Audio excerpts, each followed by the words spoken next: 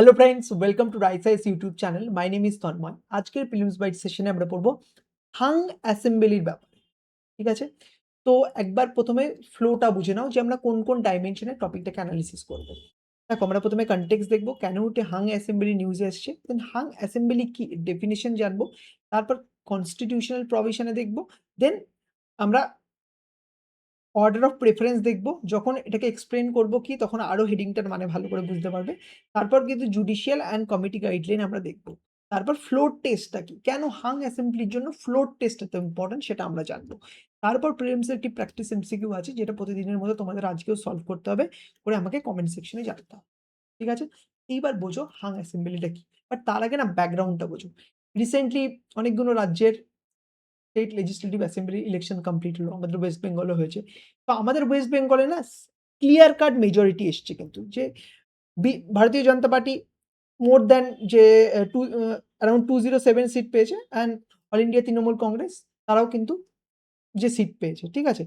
কিন্তু এখানটায় এই ইলেকশনের পরে কিন্তু যেটা ক্লিয়ার কাট মেজরিটি এসছে, যে ভারতীয় জনতা পার্টির যে 148 এর মার্কস যেটা ক্রস করতে হতো, ঠিক আছে? তার থেকে বেশি সিট চলে এসছে। তো উইথআউট এনি প্রবলেম তারা কিন্তু গভর্নমেন্ট ফর্ম করতে পারে। এটা তো ওয়েস্ট বেঙ্গলের ঘটনা। But on the other hand আমরা এটাও জানি যে তামিলনাড়ুতেও কিন্তু ইলেকশন কিন্তু স্টেট লেজিসলেটিভ অ্যাসেম্বলির হয়েছিল। বাট এইখানের যে ইলেকশনের রেজাল্টটা সেটা না একটু অন্য টাইপের এসছে। কেমন এসছে? কোনো ক্লিয়ার কাট কোনো পার্টি কিন্তু যে সরকার গঠন করার জন্য যে মেজরিটিটা দরকার সেটা কিন্তু পায়নি। অ্যারাউন্ড তামিলনাড়ুতে যে সিট নাম্বার আমাদের যেমন 294 আমাদের টোটাল সিট নাম্বার ওয়েস্ট বেঙ্গলে, তাই তামিলনাড়ুতে কি 234 সিট আছে কিন্তু স্টেট লেজিসলেটিভ অ্যাসেম্বলিতে। তাহলে অ্যারাউন্ড 118 সিট কিন্তু পেতে হবে, তারপরেই কিন্তু কোনো একটি পার্টি কিন্তু যে গভর্নমেন্ট তৈরি করতে পারবে। ঠিক আছে? বাট তামিলনাড়ুতে কি হয়েছে, টিভিকে বলে যে পার্টিটি নতুন পার্টি তৈরি হয়েছে, ঠিক আছে, অ্যাক্টর বিজয়ের দ্বারা। ঠিক আছে? সেই পার্টিকুলার পার্টিটা কিন্তু 108 সিট পেয়েছে, 108টা সিট পেয়েছে। আর যে ট্র্যাডিশনাল দ্রাবিডিয়ান পলিটিক্স সাথে যুক্ত যে সমস্ত পার্টি, ফর এক্সাম্পল যেমন ডিএমকে, ঠিক আছে, অ্যান্ড এআইডিএমকে, ঠিক আছে, তারা কতগুলো করে সিট পেয়েছে জানো? ডিএমকে পেয়েছে 60, অ্যান্ড এআইএডিএমকে পেয়েছে 45 সিট। তাহলে এটা কি দেখা যাচ্ছে, যে কোনো একটি পার্টিকুলার পলিটিক্যাল পার্টি কিন্তু মেজরিটি পায়নি। তাহলে সরকার কিভাবে গঠন হবে? তো এইটাই হচ্ছে মানে হাং অ্যাসেম্বলি। যখন ইলেকশনের রেজাল্ট আসার পর কোনো পলিটিক্যাল পার্টি মানে মেজরিটি না পাওয়ার ফলে কিন্তু তারা যখন সরকার গঠন করা একটু প্রবলেমেটিক হয়ে দাঁড়ায়, সেই যে পার্টিকুলার সিচুয়েশন সেটাকেই বলে হাং অ্যাসেম্বলি।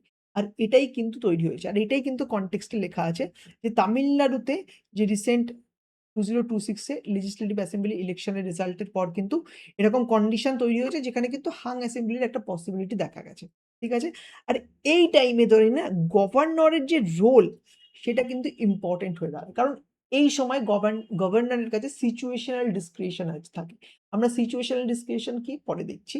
বাট গভর্নরের রোল কিন্তু ইম্পোর্টেন্ট হয়ে দাঁড়ায়। ঠিক আছে? এইবার যেটা বললাম হাং অ্যাসেম্বলির ডেফিনিশন, এক্ষুনি আমি তোমাদের এক্সপ্লেন করলাম। Hung assembly is a situation in a multi party system following an election no single political party or pre-poll alliance achieve absolute majority, যেটা তোমাদের আমি এক্ষুনি এক্সপ্লেন করলাম। ঠিক আছে? আর এই যে হাং অ্যাসেম্বলি, এই ওয়ার্ডটা কিন্তু কনস্টিটিউশনে কোথাও মেনশন করা নেই। ইউপিএসসি কিন্তু এই টাইপের কোয়েশ্চেন জিজ্ঞাসা করে, it is mentioned in the constitutions. যেমন জুডিশিয়াল রিভিউ এর উপর কিন্তু এরকম টাইপের কোয়েশ্চেন জিজ্ঞাসা করেছিল। তো কনস্টিটিউশনে হাং অ্যাসেম্বলি ওয়ার্ডটা কিন্তু মেনশন করা নেই। বাট এরকম যখন সিচুয়েশন তৈরি হয়ে যাবে, তখন যে হেড অফ স্টেট আছে, যেমন governor in the state level and president and union level, তাদের কাছে কিন্তু অনেক রেসপন্সিবিলিটি চলে আসছে। ঠিক আছে?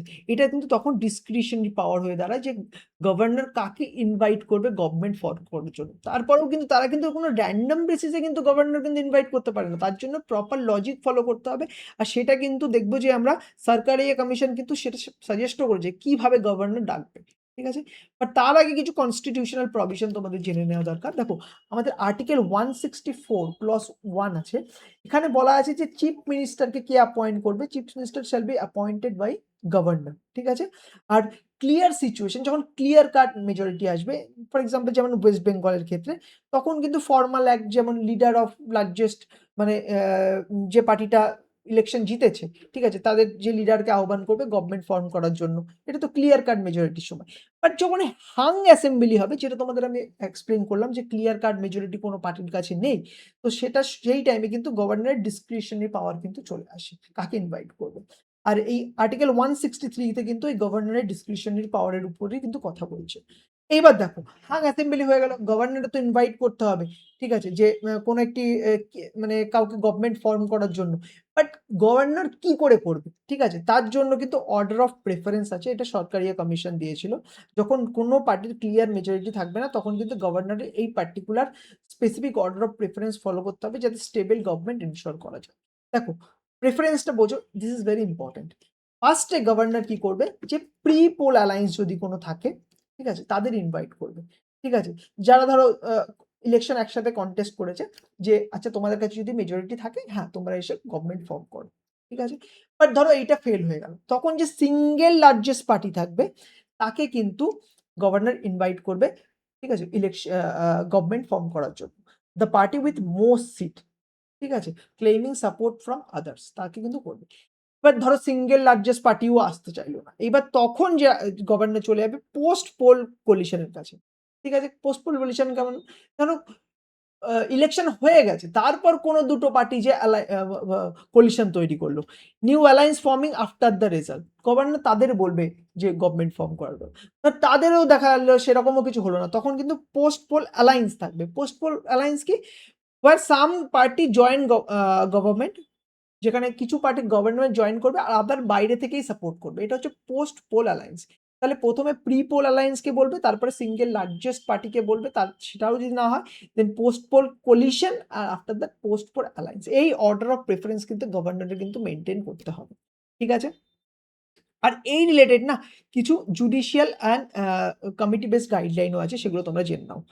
ঠিক আছে? বাট তার আগে এটা জেনে নাও, এটা তো আমরা পরে আসছি। বাট তার আগে এটা জেনে নাও, এই যখন এরকম এই order of preference A governor ডাকবে, ঠিক আছে? ডেকে ধরো কোনো ফর এক্সাম্পল ধরো এই পোস্ট পোল কোয়ালিশন হলো। এখানেই আ আ যে একটি পার্টিকুলার যে দুটো পলিটিক্যাল পার্টি, ধরো আমি এক্সাম্পল এর জন্য নিচ্ছি এআইএডিএমকে আর ডিএমকে একসাথে এসে অ্যালায়েন্স তৈরি করলো। ঠিক আছে? এটা তাহলে পোস্ট পোল অ্যালায়েন্স হয়ে যাচ্ছে। তো অ্যালায়েন্স তৈরি করার পরে তারা গভর্নরের কাছে গেল, যে তামিলনাড়ু গভর্নরের কাছে, যে আমরা নাও এখন গভর্নমেন্ট ফর্ম করব। তো গভর্নমেন্ট ফর্ম করতে পারে তারা। তারপর কি করবে গভর্নর? তো সেখান থেকে সেই পার্টির যে লিডার থাকবে, তার সেখান থেকে গভর্নর চিফ মিনিস্টার অ্যাপয়েন্ট করে দেবে। তারপরে তার রিকমেন্ডেশন এর উপর বেস করে যে আদার কাউন্সিল অফ মিনিস্টার, তাদেরও অ্যাপয়েন্ট করে দেবে। কিন্তু এখানে একটা ইম্পোর্টেন্ট ক্যাচ আছে। গভর্নর কিন্তু তখন একটা স্পেসিফিক টাইম ফ্রেম রেখে দেবে। ঠিক আছে? বলবে যে আচ্ছা এই ১৫ দিন বা ৩০ দিন এরকম একটা টাইম ফ্রেম বলে দেবে, যে এই পার্টিকুলার পার্টিটাকে বলে দেবে যে এইবার তোমরা এই টাইমের মধ্যে তোমাদের যে মেজরিটি স্টেট লেজিসলেটিভ অ্যাসেম্বলিতে, সেটাকে প্রমাণ করো through a vote of confidence. ঠিক আছে? আর এই টাইমে চিফ মিনিস্টার যদি সেইটাকে মানে মেজরিটি প্রমাণ করতে যদি ফেল করে যায়, তখন কিন্তু গভর্নর কিন্তু কি করবে? Invite next eligible leader. ঠিক আছে? কিংবা গভর্নরের কাছে তখন এটাও থাকে সিচুয়েশনাল ডিসক্রিশনের আন্ডারে, গভর্নর কিন্তু ডাইরেক্ট প্রেসিডেন্ট রুল কিন্তু ইম্পোজ করতে পারে আন্ডার আর্টিকেল 356। কারণ এখানে কিন্তু কনস্টিটিউশনাল যে মেশিনারি, সেটা কিন্তু ফেইলিয়ার হওয়া দেখা যাচ্ছে। ঠিক আছে? বুঝতে পারলে যে কিভাবে অর্ডার অফ প্রেসিডেন্স এর অনুযায়ী জিজ্ঞেস মানে গভর্নর গভর্নমেন্ট ফর্ম করার জন্য বলবে, আর তারপরে ফ্লোর টেস্টটা কি। এইবার আমরা আসবো জুডিশিয়াল অ্যান্ড কমিটি গাইডলাইনে। দেখো, এসআর বোমাই ভাই ভার্সাস ইউনিয়ন অফ ইন্ডিয়া 1994 একটা ইম্পোর্টেন্ট কেস আছে। ঠিক আছে? এখানে সুপ্রিম কোর্ট হাইলাইট করেছে যে ফ্লোর অফ দ্য হাউস, ঠিক আছে?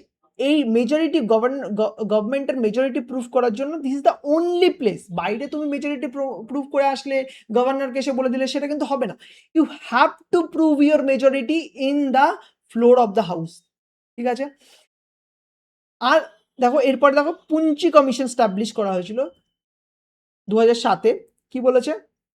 In case of post poll alliance, governor should invite the alliance only if it has a clear leader। Clear leader যদি থাকে and common minimum programme post poll অ্যালায়েন্সের ক্ষেত্রে যদি থাকে, তখনই কিন্তু গভর্নর ইনভাইট করতে পারবে গভর্নমেন্ট ফর্ম করার জন্য। এটা কিন্তু পুঞ্চি কমিশনের ২০০৭ এ ফর্ম করা হয়েছিল, তাদের কিন্তু স্টেটমেন্ট। ঠিক আছে?